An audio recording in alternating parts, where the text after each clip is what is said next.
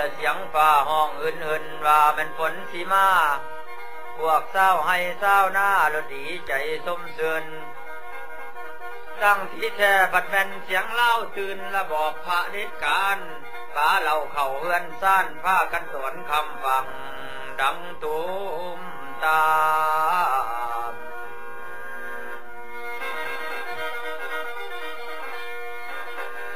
โอ้ยละน้อ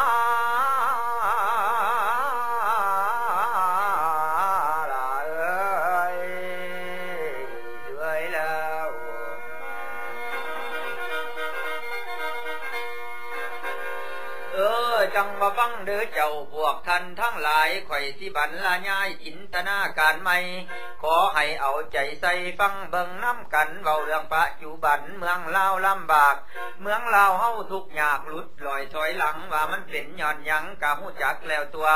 มันเป็นย้อนพวกหาแก้วเวียดนามเหนือมาสะสนผลเสือแทรกแซงอำนาจมาทำลายผูกขาดกดขี่ข่มเหง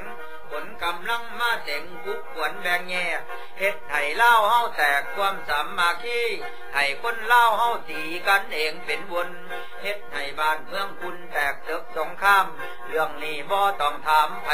กะฮู้ว่าแก้วเนื้อผลอยู่ในเมืองเวียงจันทน์อยู่บ่อนใดสำคัญแม่นมันบังคับมันสั่งจดสั่งนับทรัพย์สินเงินคำมันไปกำทหารตำรวจมันไปกวดห้องลาห้องการตลอดธนาคารโรงการห้องสั่งกวดไปเบิดทุกอย่างสะพมสะผ้า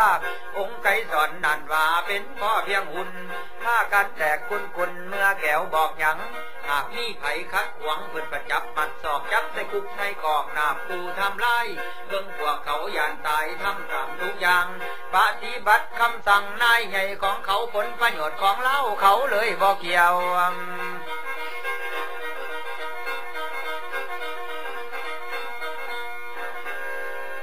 จังว่าเขาออกเที่ยวหาโฆษณา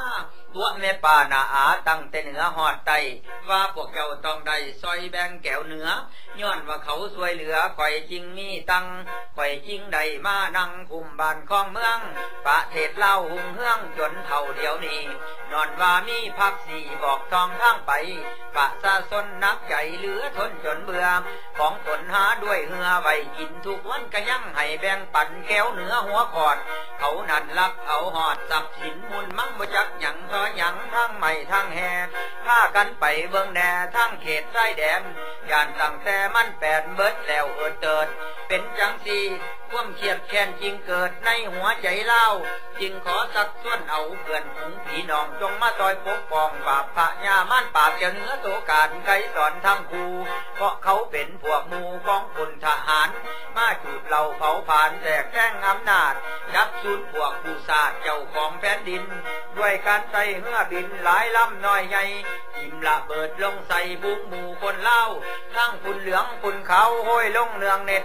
ทั้งยาเบื่อยาผิดใส่ปะซาส้นบจักสัตว์จักคนตายไปเป็นห้อยทั้งผู้เฒ่าเด็กหน่อยเป็นน่าสงสารตลอดทั้งเฮือนซ่านโรงสารโรงสังจุดไปเบิดทุกรางวัดพระอารามแผ่นดินอันจบงามของเล่าแต่กี่ใครสอนเอาใส่ดีพวกหมู่แก้วเนื้อ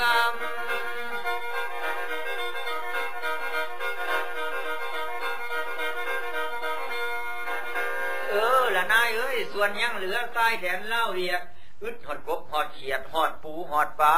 ฝูงสัตว์สาตายดับปล่อยซอยทั้งน้ำใหญ่น้ำน้อยอย่าผิดเคมีนี่กับพวกอัปปีเอามาบานใจเกิดอุบาทบักใหญ่ไปหลายเส้นคนเดี๋ยวนี้การประดิษฐ์ผลทำหน้าทำให้ได้เสียหายอย่างใหญ่ต่างแต่ข้าวหลังนี่แหละว่าเป็นยังคนเฮาบ่คิดว่าแม่นไผเป็นมิตรว่าแม่นไผเป็นมารไผเป็นคนต้องการเป็นคอมมิวนิสต์ไผเอาเจ้าชีวิตไปใส่คุกใส่ฆ่าขาพวกสัมมาหน้าตายไปหลายร้อยเอาเหล้าไผเป็นข่อยรับใส่แก้วแดงหาเจียวต้มเจียวแกงคนเหล้าทุกแห่งแม่นไผแบ่งความสามัคคีแม่นไผสั่งให้มีหลายก่อหลายกลุ่มโย ยั่วให้พวกเล่าลุมพิษกับเล่าเทิงตัวเรื่องเล่าสูงเล่าต่ำตัวทุกต่ำน้ำโขดน้ำเครื่อยั่วให้เจ้าทางเหนือพิษเจ้าทางใต้ว่าแม่นพวกมีใบพวกนั้นตำนานยั่วให้ทหารพิษกับตำรวจยั่วให้สารวัตรพิษกับราษฎรยั่วให้กรรมกรพิษกับหัวหน้า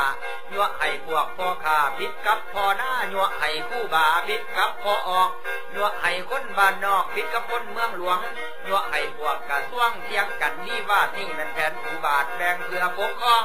นี่แม่นแผนอุบาทเล่ห์เหลี่ยมของเขาเฮ็ดให้พวกซุ่มเฮาปกป้องดุจยากเฮ็ดให้เฮาลำบากนำเผานำพันบ่ให้เฮาโหมกันเป็นก้อนเป็นไว้มันสิไว้เข้ากันยามใดหากมีพวกจังไรสร้างความแบ่งแยกเฮ็ดให้เล่าเฮาแตกความสามัคคีเฮ็ดบ่ให้เฮามียามคิดน้ำซาดเป็นจังซี่พวกแก้วเหนือก็ยังมีอำนาจไปตัวดินลาวถ้าพวกเฮามีใจเด็ดขาดมีน้ำใจฮักษาเฮ็ดแท้ทำจริงมีสายตาเหลียวหลิงเบิ่งไกลไปหน้ามีจิตใจเก่งกล้าเด็ดเดียวเลยบ่ควรอยู่เฉยๆคนเดียวหดหูควรไปหาพบหมู่ต่างความกลมเกี่ยวสีศัตรูโตเดียวบ่แก้วเหนือพุ่นละเฮ็ดจังสิเฮาจึงสิชนะภูมิพระญามันเพื่อลูกหลานเกิดมาไผซอยบ้านเมืองเฮาก็สิคอยสิ้นไผลาวีเงินเฮามีน้ำใจฮักฮอก้มแห้งก่อสร้างชาตินำกันสามัคคีผูกพันเป็นสายขันต่อน้ำศัตรูมารอลุกลู่ลวนล้ำได้พากันปราบปรามสู่อย่างองอาจไล่พวกทำลายศาสตร์ออกจากท่านี้เล่าเฮาจริงสิมีความเอกราชคนทั้งชาติจึงได้มีหน้าตื่นบานสีดังจังหายไว้แน่